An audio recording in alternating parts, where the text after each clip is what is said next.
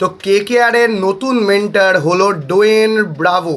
মানে এই সাইনিংটাকে যদি একটু লজিক্যালি ভাবা যায় যে এই সাইনিংটার পিছনে কি মানে কারণ আছে যে ডোয়েন ব্রাভোই হচ্ছে প্রপার চয়েস আর as a replacement of Gautam Gambhir. দেখুন গৌতম গম্ভীর হচ্ছে অনেক মানে নিজের সেরাটা দিয়ে কলকাতাকে এবারে আগের বারে চ্যাম্পিয়ন করেছিল, যতটা জানি বাইরে থেকে যতটা বুদ্ধি লাগাতে পেরেছিলেন তার ট্যাকটিক্সে কলকাতা যথেষ্ট লাভবান হয়েছিল।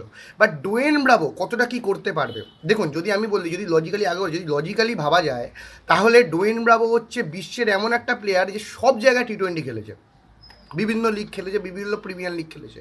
ডোয়েন ব্রাভোর মধ্যে কিন্তু সেই গুণটা যে সেই এক্সপিরিয়েন্সটা যে টি-20 খেলার এবং বাইরে থেকে সে যতটা বুঝতে পারে, আর ডোয়েন ব্রাভোকে ভুললে চলবে না, সে কিন্তু ওয়ান অফ দ্য বেস্ট আইপিএলের ডেথ বোলার।